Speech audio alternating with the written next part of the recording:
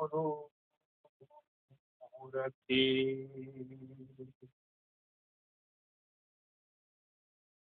पूजा मूलम गुरु पदम मंत्रमूलम गुरु वाक्यम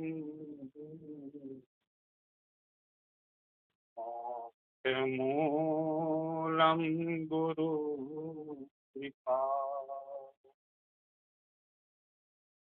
मंत्रमूलम गुरु वाक्यम मूलम गुरु कृपा।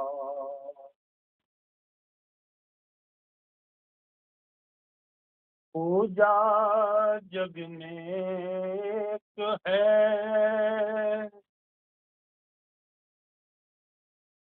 पूजा जग में एक है,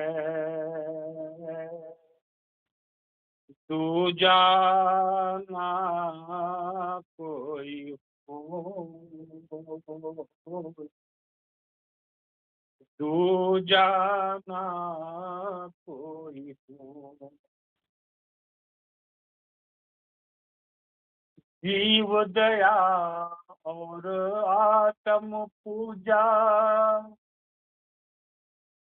जीव दया और आत्म पूजा,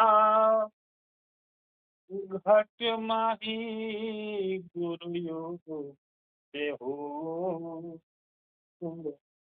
घट माही गुरु योग से हो।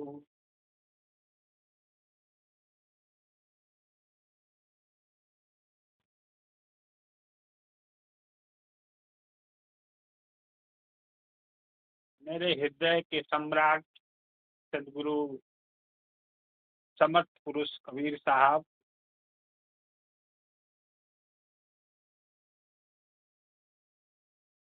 कबीर साहब को जानकर अनुभव करने वाले और उनके अंग में प्रवेश कर जाने वाले सभी भक्तों को भी मेरा प्रणाम और पूरे इष्ट और भक्त मंडली के साथ संपूर्ण वृक्ष को भी मेरा प्रणाम।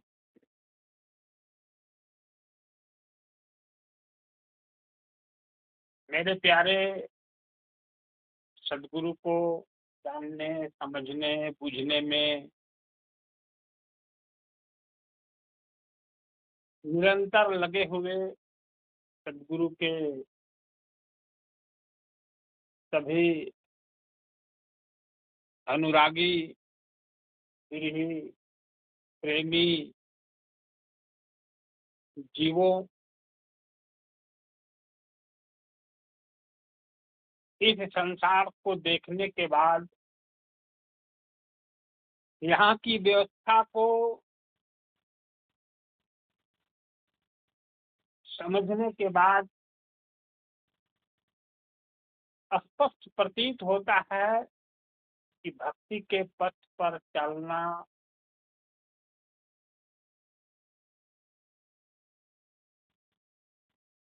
कायर पुरुष का काम नहीं है, नहीं चल सकता।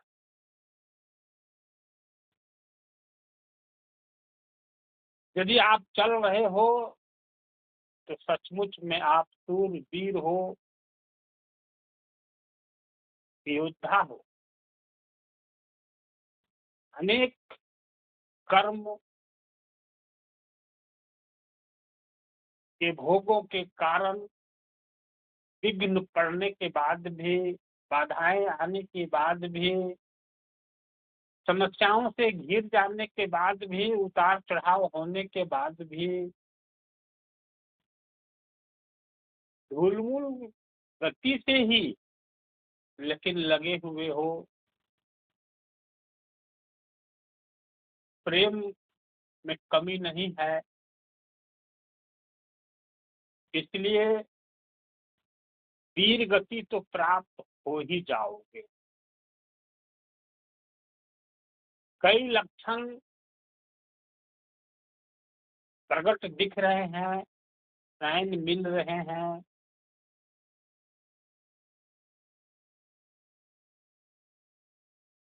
जो भक्तों के लक्षण होता है, गुण होता है। भक्ति पर जब कोई भी मनुष्य चलता है तो विघ्न रहित तो नहीं संपन्न।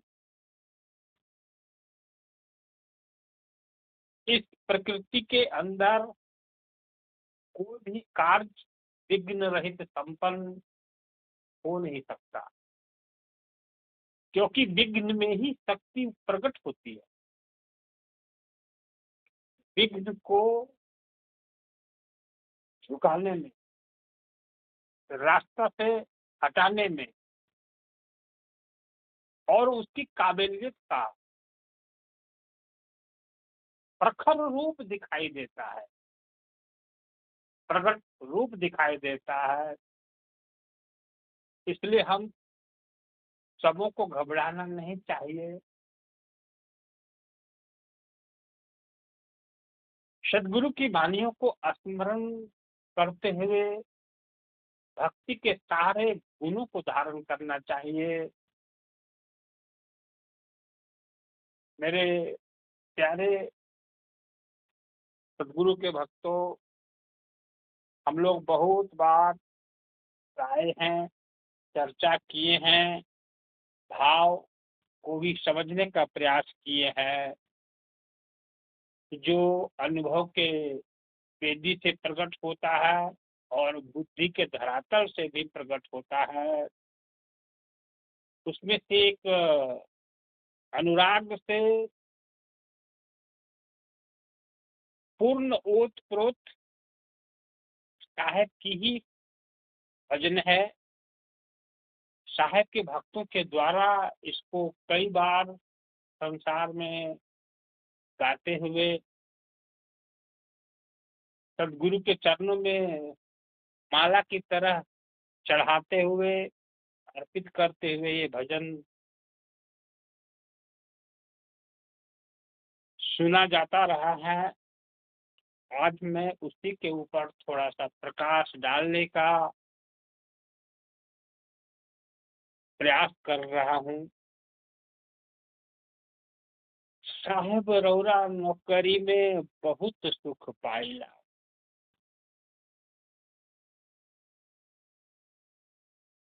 हम लोग इसको सुनते आ रहे हैं, साहेब रौरा नौकरी में बहुत सुख पाइला। सुख की बात है, लेकिन बहुत की बात है, बहुत सुख पाइला। नौकरी का मतलब है सेवा, आज्ञा। सदगुरु की आज्ञा में चलने वाला भक्त कह रहा है कि बहुत सुख पाएगा। सदगुरु की आदेश में चलने वाला, सदगुरु के सेवक, धर्म का पालन करने वाला भक्त कहता है बहुत सुख पाएगा। हम सबों में से कुछ लोगों को ऐसा लगता भी होगा कि नहीं नहीं, बहुत सुख तो नहीं मिला, लेकिन मैं कहता हूं, मैं स्मरण दिलाता हूं कि ये भक्त की अनुभव है, भक्त की आनंद है, जिसने सुख को पिया है अपने जीवन में। झूठ हो नहीं सकता। हम संसार में जन्म लेते हैं, कई प्रकार के कर्म के कारण उतार चढ़ाव हम लोगों के जीवन में आता है। लेकिन यदि हम विलग नहीं हुए, धार टूटा नहीं, हम धूल मूल रीति से ही लेकिन लगे रहे इस भक्ति में, तो ये भजन मेरे लिए सचमुच में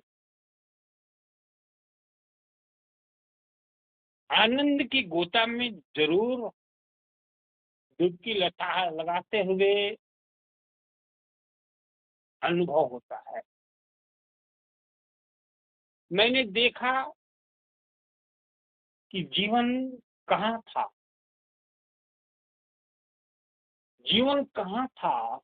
हम दो हाथ, दो पैर और विकसित मनुष्य का टोला में तो हैं जरूर, लेकिन मानवता हमारे अंदर नहीं थी।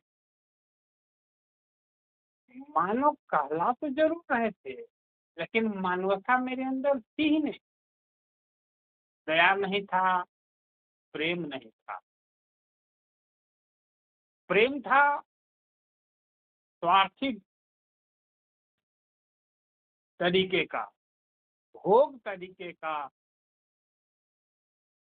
वो प्रेम नहीं है। प्रेम तो एक ही है जिसका न कोई रूप है न रंग है, सिर्फ अनुभव है। जिस प्रेम की मैं बात कर रहा हूँ, और प्रेम की आंखें भी नहीं होती, लेकिन सब कुछ देख लेता है। श्रवण शक्ति भी नहीं होती, सब कुछ सुन लेता है।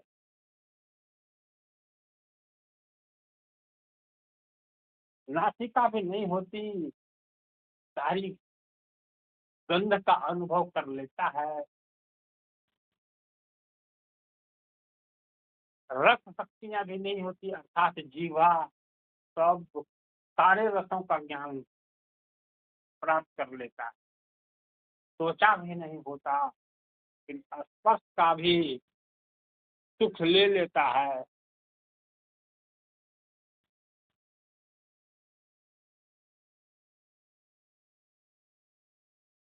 ऐसा प्रेम है।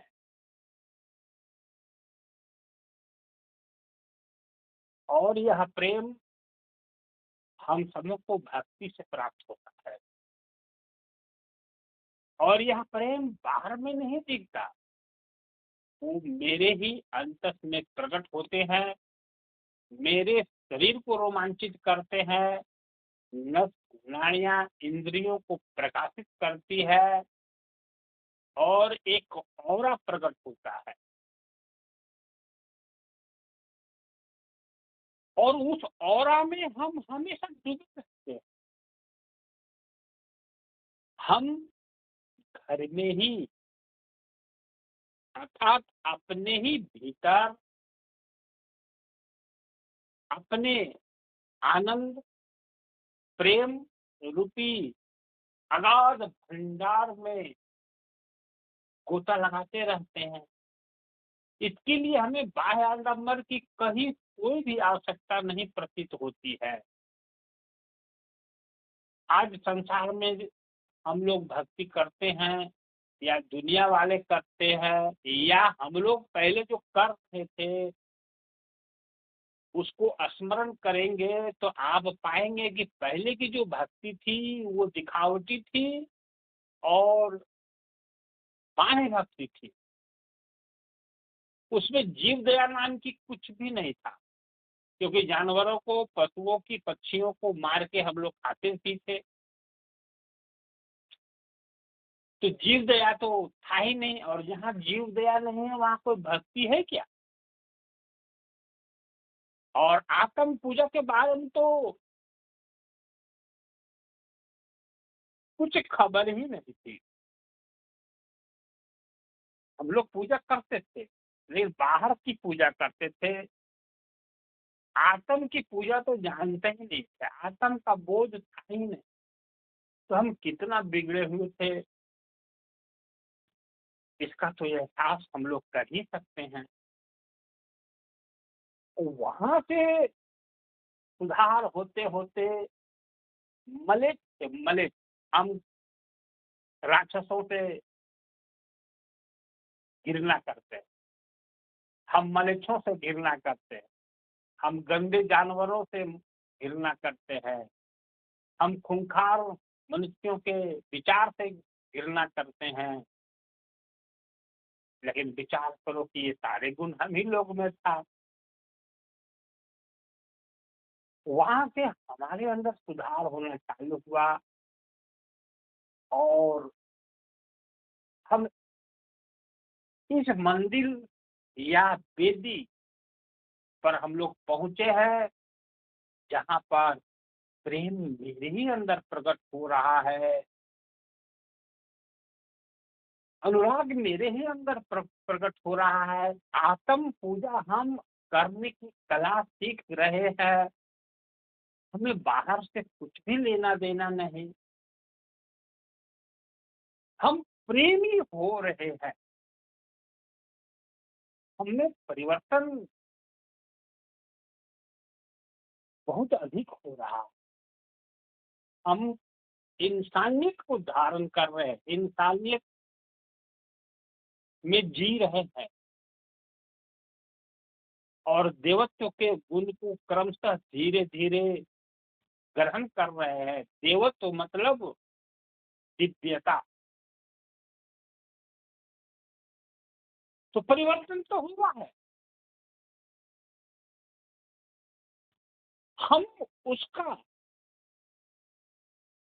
थोड़ा बढ़िया से दृष्टि डालें, कहाँ से हम कहाँ पहुंचे हैं। एक बार कबीर साहब रास्ते में जा रहे थे,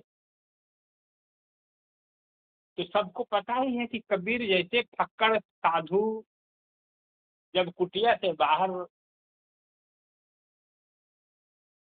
निकला करते थे तो उनके पीछे अनायास कुछ लोग लग जाते थे, जबकि किसी को वो नहीं बोलते थे कि हम योजना बनाए हैं बाहर जाने का, तुम लोग भी चलो। नहीं नहीं, लग ही जाते थे लोग, क्योंकि उनकी वाणी में बहुत बोझ था, बड़ी सच्चाई थी।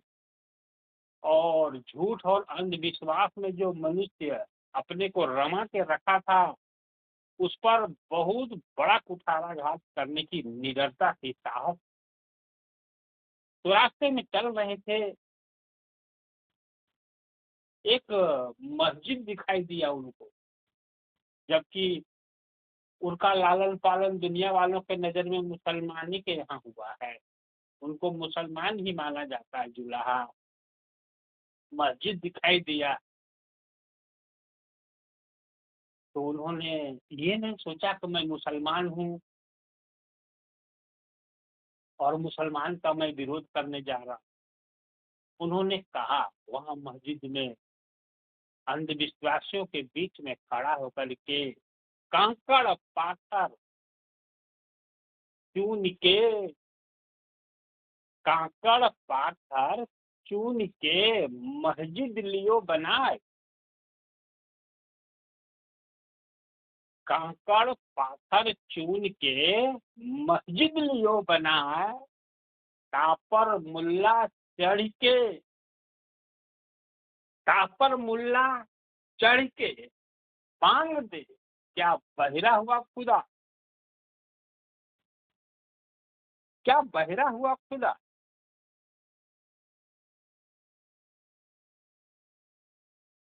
आप जरा विचार करो कि मुसलमान होकर के भी मुसलमान की ही वो आलोचना कर रहे हैं, उसकी बुद्धि पर कुठाराघात कर रहे हैं, उसकी मानवता जो शर्मसार थी उस पर वो अपनी वाणी का प्रहार कर रहे हैं। कितने निडर रहे होंगे वो। अरे नमाजी, वो पाजी, वो मुसलमान तो मुसलमान हो नहीं सकता। तुम झूठ बोलते हो तुम मुसलमान हो, तुम्हारे अंदर जीव दया है ही नहीं, और तुम्हारे अंदर प्रेम भी नहीं। आत्म पूजा तो बात है, छोड़ दो, बहुत दूर की बात है। तुम कैसे मुसलमान हो सकते हो? मुसलमान सिर्फ उसी को कहते हैं जो आत्मा को जानता है, आत्मा में उसकी सूरत डूब जाती है, आत्मा में रमी हुई रहती है, जो आत्मिक दृष्टि से धनी हो जाता है, निर्भर हो जाता है, उसी को सिर्फ मुसलमान कहते हैं। अरे तुम्हारे अंदर अविरल रूप से परमात्मा का इशारा, दिव्य शब्द मिल रहे हैं, तुम्हारे अंदर परमात्मा का संदेशा यहरनी उतर है, तुम्हें सुनाई भी देता है, तुम समझते भी हो, तुम वही काम कर रहे हो जो मूर्ख करता है। मतलब तुम्हारे अंदर खुदा की वाणी है, तुम्हारे अंदर खुदा की आदेश है, तुम्हारे अंदर खुदा का संदेश उतर रहा है, और तुम मस्जिद बना करके और ऊपर चढ़ के तुम बांग दे रहा है।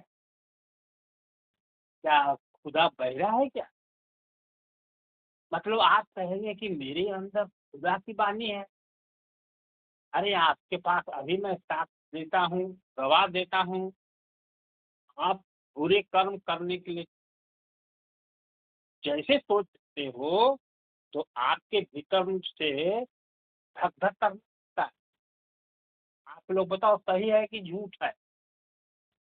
आप लोग कोई पाप कर्म करते हो तो अंदर से भय उत्पन्न हो जाता है।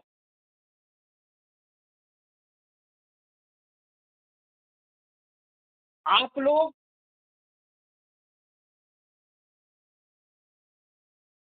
कोई धार्मिक काम करते हो, जीवों के ऊपर दया करते हो, परोपकार करते हो, किसी को खुशी देते हो, किसी के आंखों में जरा सुख दे पहुंचाते हो, तो क्या आपके अंदर सुख नहीं उत्पन्न होता है? आपके मुखमंडल पर ओज और तेज नहीं दिखाई देता है? आपके आत्मा में, आपके छाती के अंदर गदगद महसूस नहीं होता है? आप इसको नकार सकते हो क्या? आपके अंदर खुशी का जन्म नहीं होता है? तो वही तो कबीर साहब कह रहे कि तुम तो मंदिर या मस्जिद में बांग दे रहे हो, कंकड़ पत्थर जो मंदिर जोड़ के मंदिर बना के, वहां पर खुदा बहरा है क्या? अरे तुम्हारे अंदर तो सब कुछ है। किसी को सुख दे रहे हो तो तुमको सुख तुमको महसूस हो रहा है। तुम किसी को रोटी खिला कर देखो, जो भूखा व्यक्ति है, और तुम उसको रोटी खिलाओ बढ़िया से अपने हाथों से परोस के, उसको फिर पानी पिलाओ, उसके बाद उसके मुखमंडल को देखो। रोटी खाएगा, पानी पिएगा, उसके बाद उसकी मुखमंडल को देखो, वो बोलेगा, वो क्या बोल रहा है खुशी से? ईश्वर भला करे बेटा, बाबू। उसकी तृप्ति उसकी आंखों में दिखाई देगी, और उसे देखकर तुम्हारे अंदर खुशी की लहर लगती है। राक्षस प्रवृत्ति का व्यक्ति को भी मैंने देखा है कि दुख देते हुए, राक्षस प्रवृत्ति का व्यक्ति है, उसको कोई व्यक्ति दुख दिया तो उसके दुख को देखकर दुख देने वाला व्यक्ति घबराने लगता है, पीड़ित हो जाता है, जैसे कि कोई राक्षस है, उसको आप मार दो लाठी से, डंडे से, थोड़ा सा खून वगैरह निकल जाए बदन में, उसके बाद देखो तुम घबरा जाओगे। मारे हो राक्षस को, उसे गंदे कर्म के कारण फिर भी तुम घबरा जाओगे। मतलब तुम उसको दुख दिया, तुम घबरा रहे हो, तुमको लग रहा है मैं गलती किया हूँ, तो ये बोझ तुम्हारे अंदर तो हो रहा है। तुम जैसे कर्म कर रहे हो उसका बोझ तुमको तुम्हारे अंदर हो रहा है। ये कैसे अनुभव हो रहा है? अच्छे कर्म का बोध अच्छा हो रहा है और बुरे कर्मों का बोध बुरा हो रहा है। दोनों का अनुभव अपने भीतर होता है मेरे भाई। तो कबीर साहब कह रहे हैं कि अरे वो तुम्हारा वो जो मंदिर या मस्जिद है वो तुम्हारी बुद्धि की उपज है। तुम्हारी मूर्खता वहां दिखाई दे रही है, मूर्खता पने है तुम्हारे अंदर, जबकि तुम समृत हो। समृत तुम्हारे अंदर विराजमान करते हैं और तुम उनकी ऐन बैन सैन इशारा, उनकी आनंद, उनकी खुशी तुम्हारे अंदर प्रकट हो रही तुम्हारे कर्मों के अनुसार।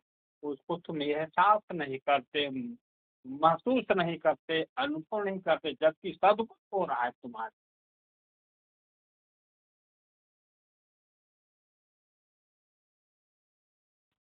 लाखों लोगों को, चोर लोगों को, अत्याचारी लोगों को देखे होंगे कि मर्डर कर दिया, किसी को हत्या कर दिया, हत्या करने के बाद वहां से वो भाग जाता है, मतलब वो भयभीत हो रहा है।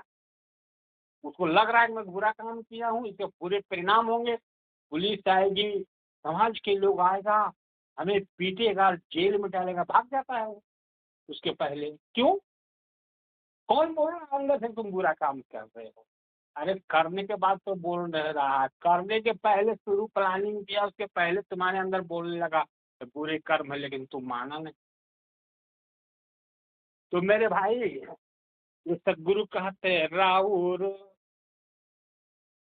साहेब राउर पूजा से बड़ी सुख पाइला, साहेब राउर पूजा से। अरे साहेब की पूजा, सदगुरु की पूजा से हमें तो बहुत सुख मिलता है। तुम काहे नहीं पूजा करते हो? राक्षस से मनुष्य बन गए, परिवर्तन नहीं दिखाई दे रहा है। इंसान बन गए, इंसानियत आने लगी, जीवों के ऊपर दया करने लगे, क्योंकि जीवों को शरीर को काट के तेल में फ्राई करके खाता था, सब बंद कर दिया। बताओ, जीवों के ऊपर दया तो आ गई, जीव को मना लिया, नहीं खाना है इन लोग को। सदगुरु की वाणी को समझने लगे, परिवर्तन तो हो गया, दया तो आने लगी, और आत्मा होती है, हम आत्म देव हैं, ये बोध तो होने लगा। तो भक्ति तो सीखी हो, ये कह ही नहीं सकती हो कि सुख नहीं मिल रहा है। हाँ, कभी कभी गिरगिट जैसा वेशभूषा बदलते हो, उसका असर आ जाता है जीवन में। गिरगिट जैसे रंग बदलता है ना, वैसे बदल डालते हो तो उसका रंग, उसका प्रभाव थोड़ा क्षणिक आ जाता होगा, लेकिन सुख तो बहुत मिल रहा है। बड़ी सुख पाइला, इसको तो कह ही नहीं सकते हैं कि नहीं मिल रहा है सुख। आगे और देखो मेरे भाई, कहते हैं बड़ी सुख पाई, मुझे बार बार बोलने की इच्छा है। बाटे बाटे जाइला त्रिवेणिया नहाइला, ये बाहर के रास्ता में जाने की बात नहीं है। आपके निवास स्थान, जो ये 3.5 हाथ का जो शरीर है, इस शरीर के अंदर जीव का जो निवास है, वहां से लेकर के प्रियतम की नगरी तक का जो सफर है जीव का, मूलाधार से लेकर के सहस्त्रसार तक ये राह है। मूलाधार से सहस्त्रसार तक जीव का सफर करने का रास्ता है, जो पूर्ण रूप से दिव्य है, दिव्य है, आंतरिक है, बाह्य नहीं है। तो यहाँ पर एक भक्तराज कहते हैं कि बड़ी सुख पाई, बाटे बाटे जाइला। और रास्ते में चलते चलते एक संगम भी मिलता है, त्रिवेणी मिलता है, यहाँ 3 नदियां आके मिलती है निर्मल जल के जैसा। मान सरोवर में जो निर्मल और शीतल जल है वैसा जल 3 धाराएं से आके मिलती है, वहां वो त्रिवेणी कहते, त्रिकुटी कहते हैं। वहां पर सूरत प्रवेश करती है और अपने बहुत से किए हुए कर्मों को स्वाहा करती है, मतलब पवित्र होती है, जीव दया प्रकट हो जाता। बाटे बाटे जाइला त्रिवेणी अन्ना। आगे कह रहे हैं कि झीर झीर मोती बरसे चुनी चुनी खाइला। मतलब त्रिवेणी के ऊपर जैसे सूरत चढ़ती है, त्रिवेणी के ऊपर जैसे सूरत चढ़ती है,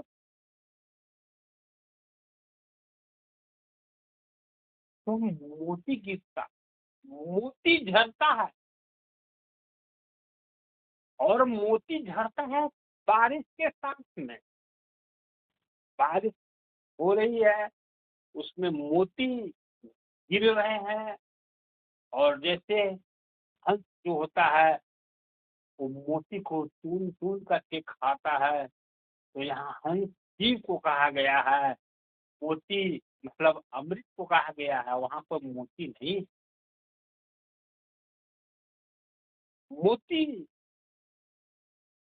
यानी रस, सूरत यानी जीव, ये रस जीव को मिलने लगता है।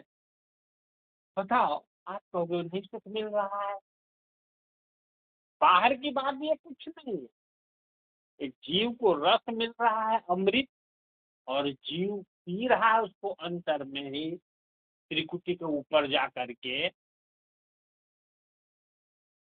वो पिंड की ही बात है, पिंड से बाहर की बात नहीं है। तो वहाँ झर रहा है मोती, और उसमें जीव उसको चून चून के खा रहा है, मतलब रस उतर रहा है, सूरत उसमें समा रही है, कि आना चालू हो गया है, क्यों झूमने लगा है। देखिए कैसे नहीं सुख मिल रहा है जी। सदगुरु कबीर साहब कोई भी चीज दुनिया में गाए हो तो बिना अनुभव के गाए ही नहीं है। कोई भक्त यदि उस चीज को दोहराया है तो बिना उसको अनुभव हुए वो गाया ही नहीं है। ये कोई भजन सिर्फ गाया हुआ नहीं है, अनुभव के आंच से प्रकट हुई है ये सारे भजन। तो बाटे बाटे जाइला फिर बेनिया नहाइला, और झीर झीर मोती बरसे चुनी चुनी खाइला। झीर झीर मोती बरसे चुनी चुनी खाइला। ऐसा ब्रह्मांड में आज तक कोई भी साधु महात्मा हुआ ही नहीं, कोई ग्रंथ हुआ ही नहीं कि तुम्हारे ही अंदर अमृत सू रहा है।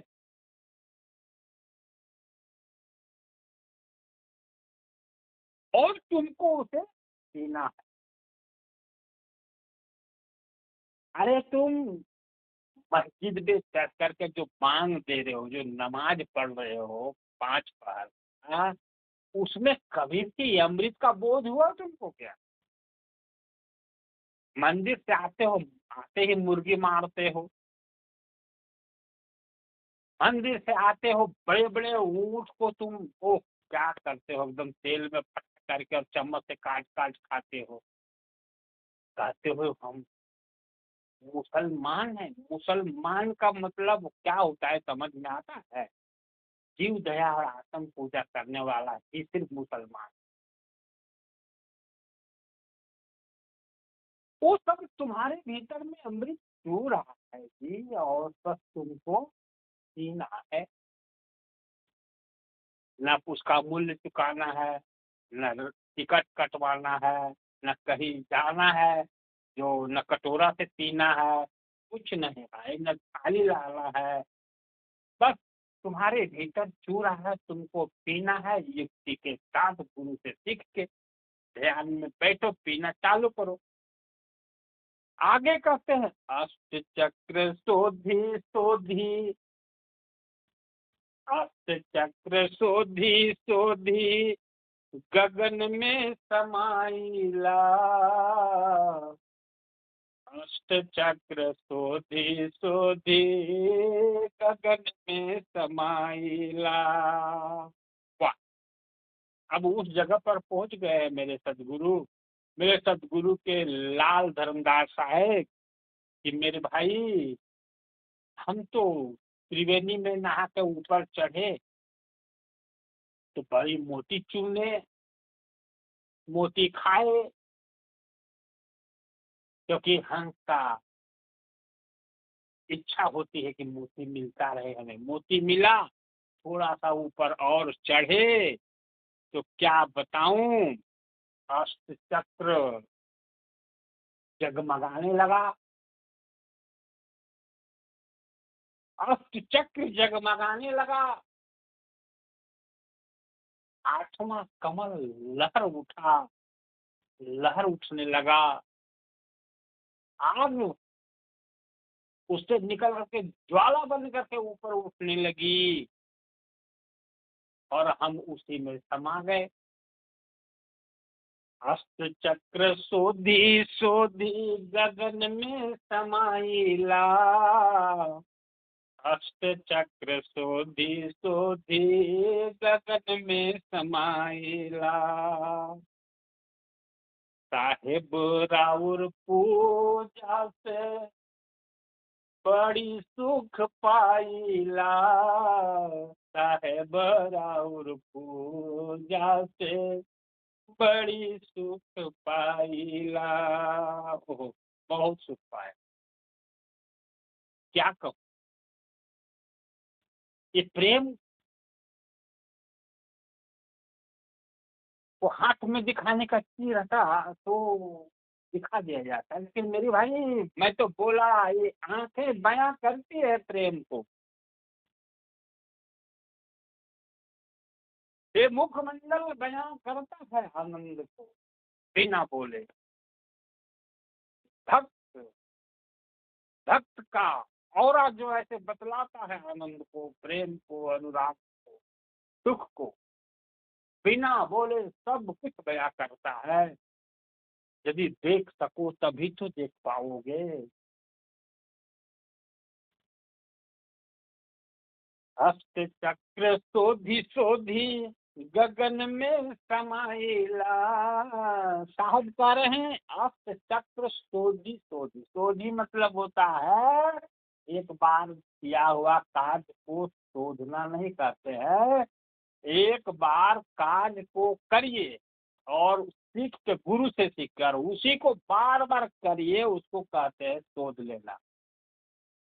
मतलब ध्यान की प्रणाली, गुरु की युक्ति से करते करते करते करते, मतलब आपको चक्र सब अंदर बाहर और दूर एक हो जाता है, खिल जाता है, पूरी चीज की स्थिति प्रकट हो जाती है ब्रह्मांड में जाकर के। अब आया असली मजा, और असली मजा और आगे के आने की समय आ गया है कि गगन में तो पहुंच गए हैं। अब सदगुरु कहते हैं घट ही में करता पुरुष। ऐसा कहीं कोई सिद्धांत दुनिया में बताया है सर? घट ही में करता पुरुष, चंद्र दरसाइला। ऐसा सुखी बनाने का उपदेश, ऐसा धनी बनाने का उपदेश, ऐसा अमृत में डूब जाने का उपदेश इस पृथ्वी पर कभी भी किसी ने नहीं किया है। जब भी किया है तो सदगुरु ने किया है। उनके रूप अलग होंगे, उनके आंखें अलग होंगी, उनका चेहरा अलग होगा, लेकिन उन चेहरों के भीतर बोलने वाला जो सत्ता है वो गुरु ही होगा, कबीर ही होगा।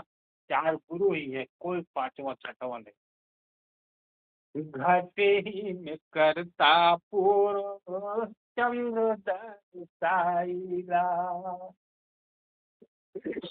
चंद्र दरसाइला का मतलब क्या है हमारा? चांद की चांदनी बड़ी सुहावनी होती है।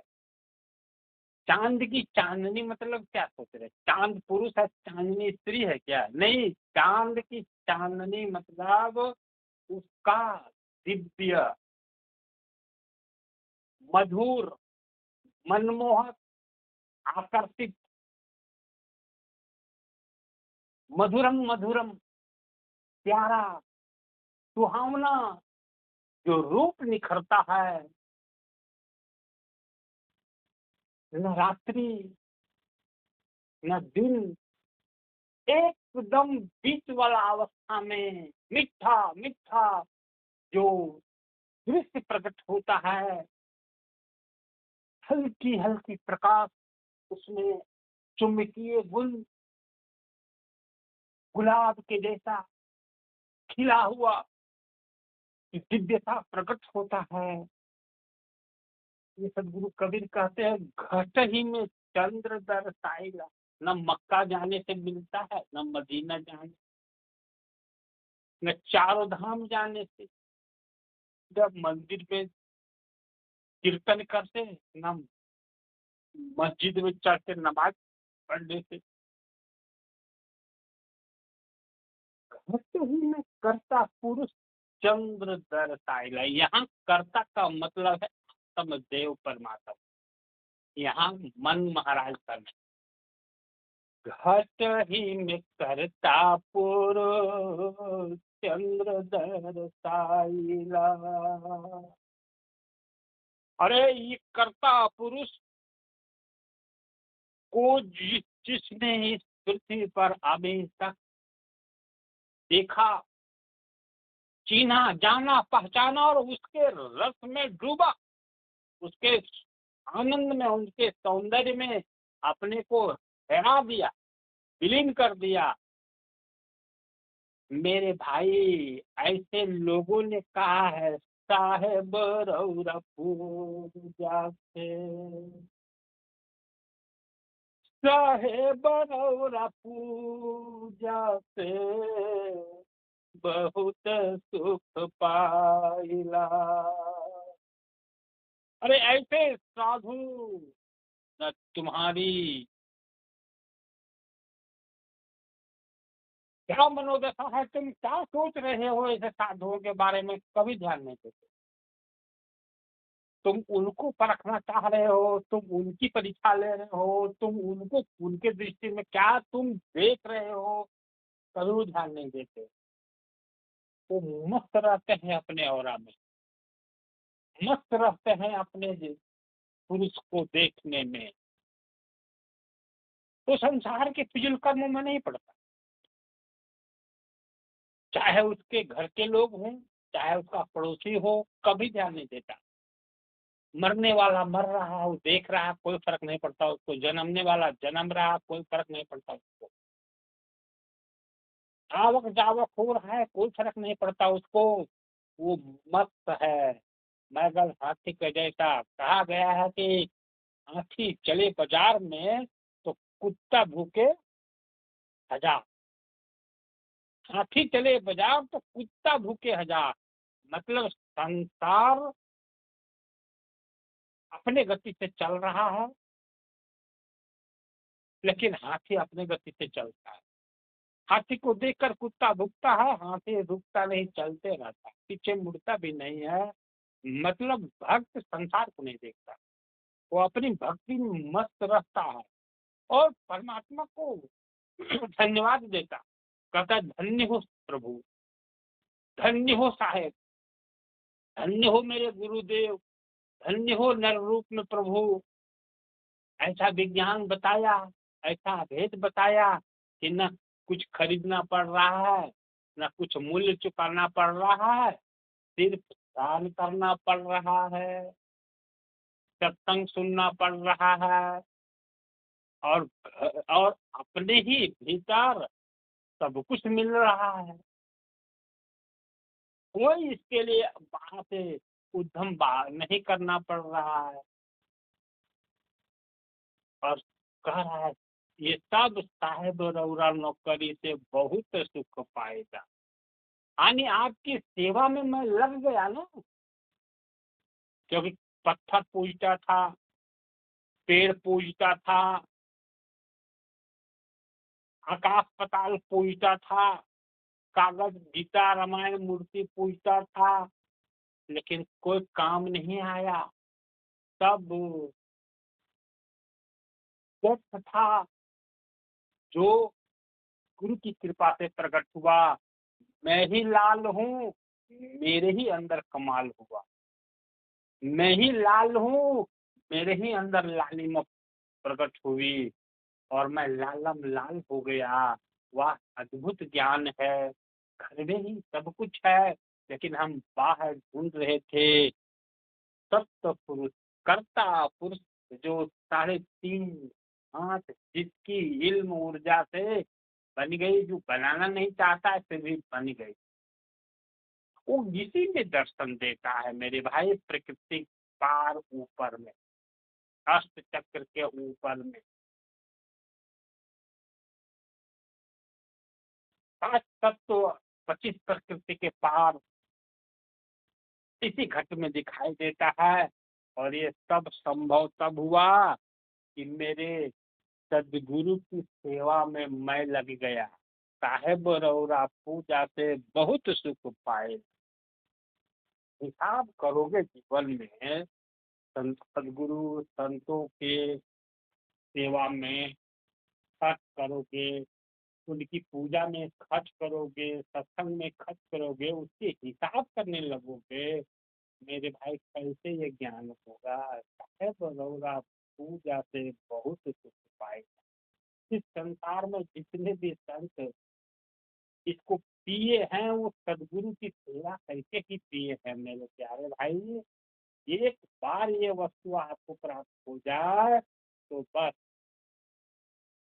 हमेशा निःशुल्क आनंद मिलता रहेगा। संसार के सारे जंजाल आपके समाप्त हो जाएंगे। ये अद्भुत ज्ञान है। सारा अंधविश्वास, रूढ़िवादिता एक साथ विदा हो जाएंगे और तुम आनंद के सागर में डूब जाओ। आनंद के सागर में डूब जाओगे, सागर भी तुम्हारे साथ रहेगा, डूबने वाला सागर में वो भी तुम्हारे साथ रहेगा। एक कला ही अद्भुत, एक कौशल ही अद्भुत है। आगे इसी में एक जुबानी और है कि घट अंधियारा पथ नाही सूझे, जगमग जगमग मोती जहवा हीरा।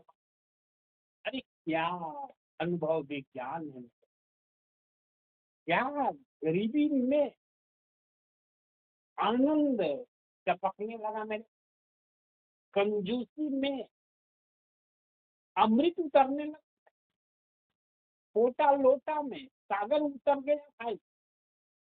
लोटा भरने के बाद चारों तरफ छलकने लगा।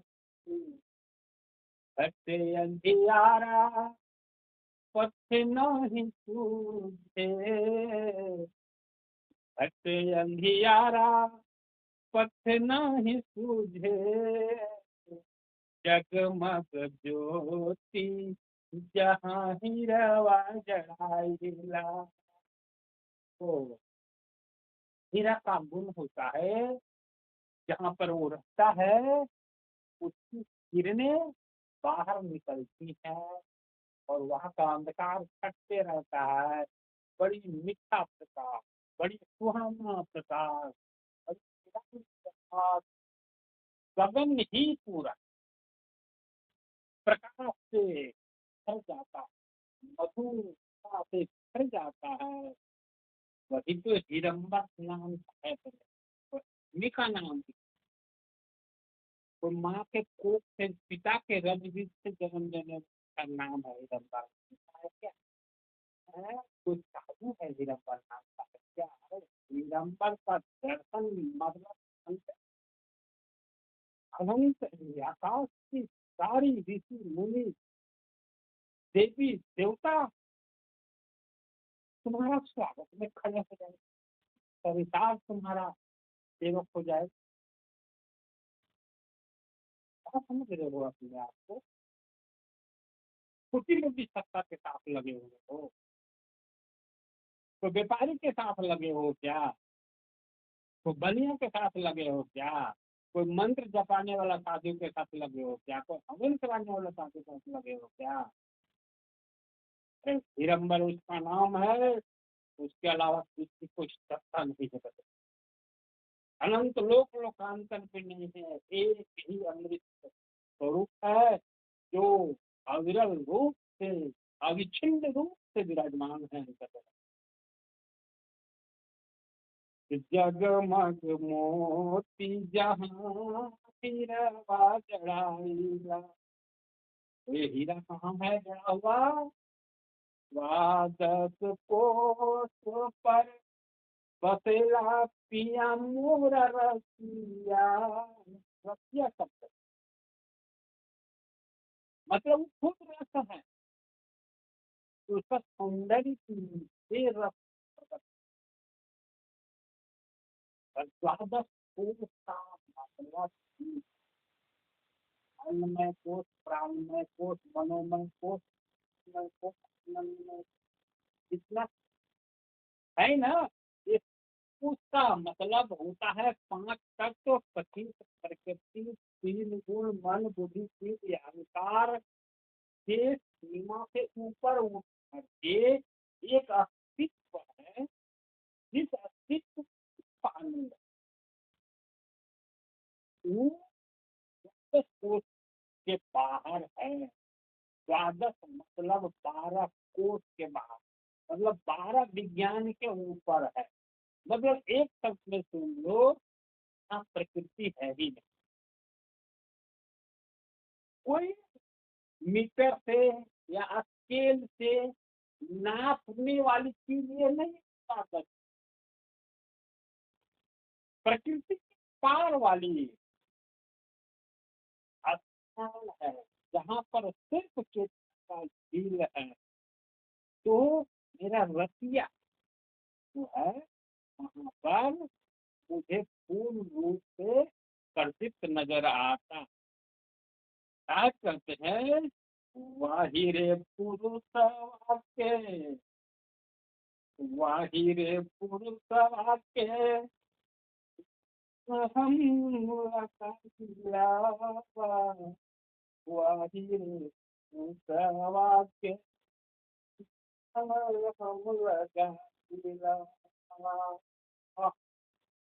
हम जादूगर का ध्यान लगवाते हैं। ईटा पत्थर का तो 5 तत्व का ध्यान लगवा, को हो जाना। बहुत चालाकी करता है मनुष्य के साथ। वही पुरुष के लगा हूँ कि संसार का कोई भी सुख तुम एक बार प्राप्त करोगे तो उसका मूल्य देना पड़ता है। पैसा देना पड़ता है कि नहीं? टिकट कटाना पड़ता है, हवाई जहाज चढ़ते हो तो मूल्य देना पड़ता है, खाना खाते हो तो मूल्य देना पड़ता है, लेकिन दूसरे दिन फिर खाना खाओगे फिर मूल्य देना पड़ेगा, फिर हवाई जहाज चढ़ोगे फिर मूल्य देना पड़ेगा। कोई नाचना, नाच गाना हो रहा है वहाँ देखने जाओगे, वहाँ टिकट कटाना पड़ेगा। मतलब बार बार मूल्य देना पड़ता है, बार बार पैसा देना पड़ता है, तब क्षणिक आनंद मिलता है। यहाँ एक बार यदि तुम सफल हो गए तो जीवन भर निश्चिंत। जीवन भर मतलब 100 बरस, 200 बरस, 500 बरस नहीं। जीवन का मतलब होता है आत्मा अब जब तक नहीं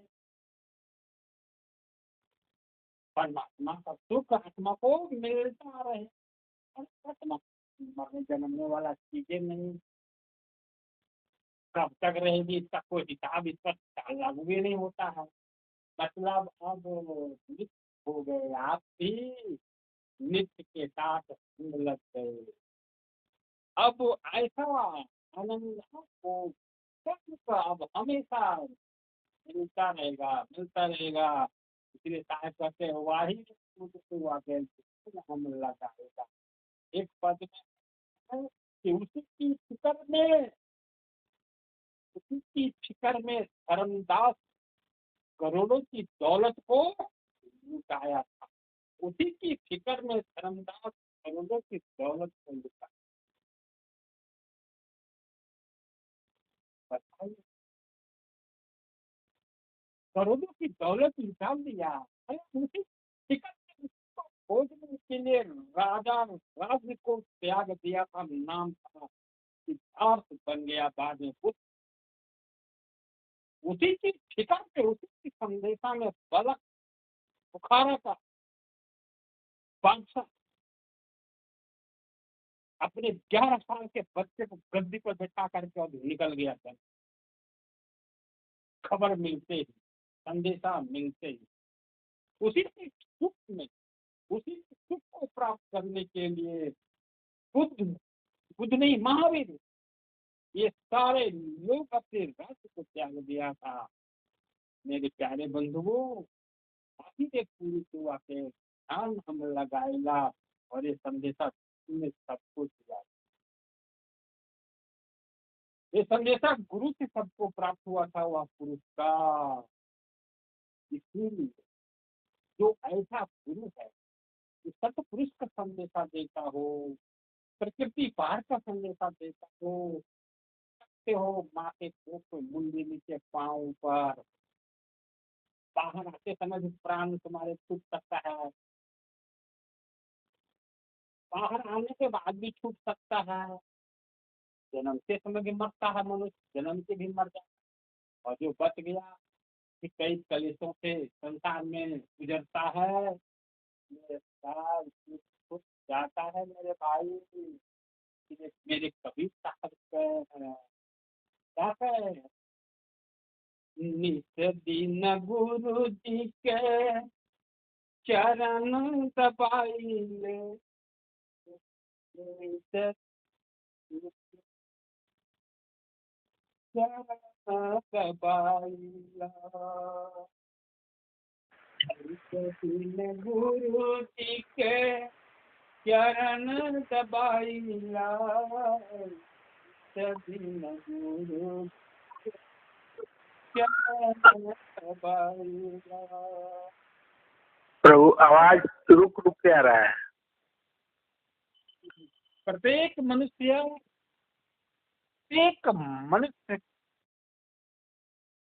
का सबसे अधिक दुख और ग्लानि का समय कब होता है? उसका बुढ़ापा। और ये बुढ़ापा जो है ना, विष के समान होता है। उस समय जवानी के किए हुए सारे कर्म उसको अपने आप समझ में आने लगता है।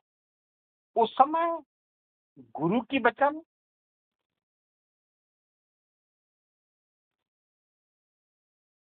बहुत ज्यादा समझ में आता है।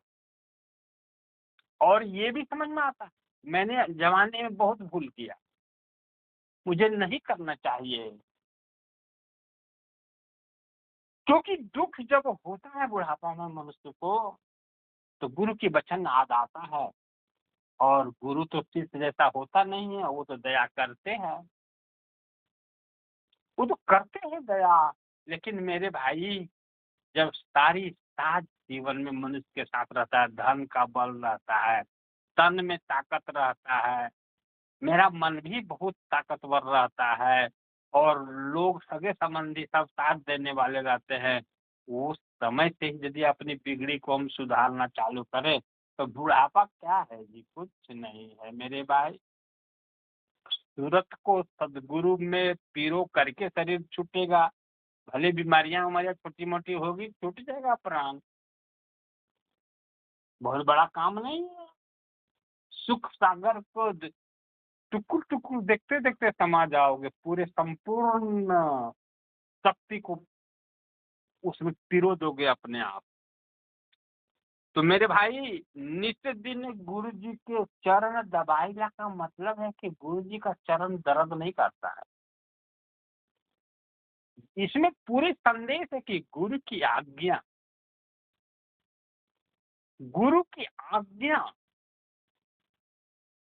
में जीवन यापन करना चाहिए।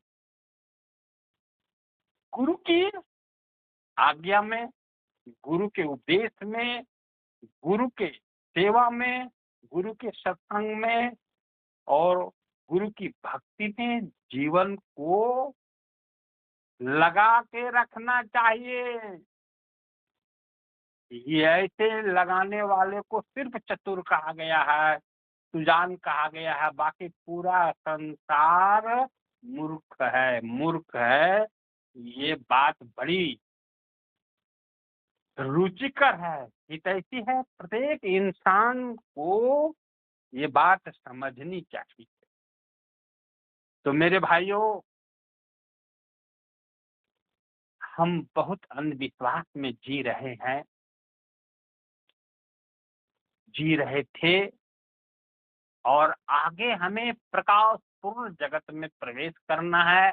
सारे अंधविश्वास को नीचे ही छोड़ करके ऊपर उठना है और ये संभव गुरु की उपदेश से, गुरु की सेवा से, गुरु की सत्संग से ही संभव है। संपूर्ण मानवता का हम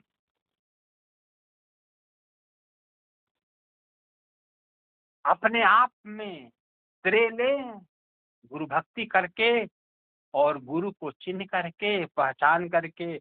यही मैं सबको कहता हूँ, क्योंकि हम भी है उसी गुरु का सेवक, उसी स्वामी का सेवक, उसी निरंतर के साथ संदेश जो देता था पृथ्वी में, उसी का सेवक है, उसी का अंश है, उसी से मेरी सूरत प्रकट हुई है संसार में, यही गुरु का अंश होता है। तो हम भी वैसे ही बात कहते हैं। हमें लोरी गा करके किसी को सिखाना मुझे पसंद नहीं है। मुझे समझ गया तो सारी पीड़ा खत्म हो जाएगी उसका। नहीं समझेगा, समझने का प्रयास नहीं करेगा, कभी पीड़ा उसका खत्म नहीं होगा। यही मेरी अंतिम वाणी है। और मैं एक चीज और याद दिलाऊंगा मेरे भाई, कि यदि मेरी बात को नहीं मानोगे, गुरु की बात को पूरी नहीं मानोगे, कंठ में नहीं हृदय में बताओगे, तो बार बार आते रहोगे, जाते रहोगे, कभी आकाश में लटकोगे, कभी धरती में उतर जाओगे, अनाज में प्रवेश कर जाओगे, कभी पानी के साथ नीचे उतरोगे, कभी पानी में प्रवेश कर जाओगे, और जहाँ कोख मिलेगा उसमें प्रवेश कर जाओगे, मस्ती लेते रहो। सदगुरु कहते हैं न, अरे मेरे भाई कहाँ से जीवा आइल, कहाँ समाइल हो,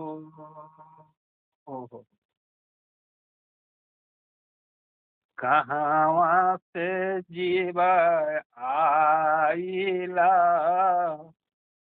कहाँ समाइल हो। अरे कहवा कैला मुकाम, कहवा कैला मुकाम, कहवा लपटाइल हो।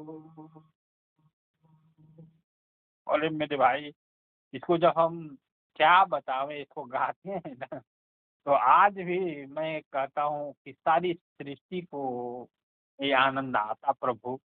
सारे सृष्टि को ये बोध होता कि मैं कितना प्रेमी हूँ तुम्हारा।